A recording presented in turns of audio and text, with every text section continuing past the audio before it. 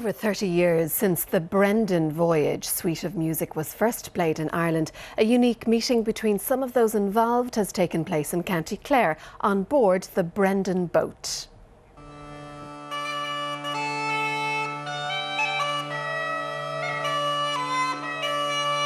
Uleann pipes player Liam O'Flynn playing the Brendan Voyage as never before on board the Brendan boat for the very first time.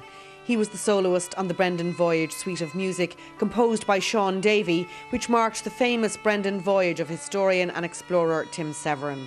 He sailed a traditional leather boat on the epic journey of St Brendan across the Atlantic in 1976. Today all three got together in a rare meeting to hoist the Brendan sails at Craiganown, where she now rests.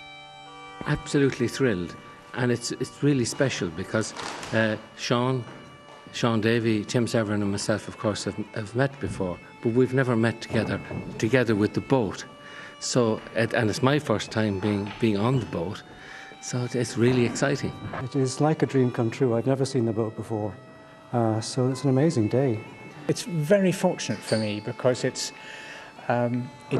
given the Brendan Voyage a much longer lifespan than one would have reasonably expected. 30 years after it first aired, the Brendan Voyage will be heard once again in a special performance by the National Symphony Orchestra at the National Concert Hall on St Patrick's weekend.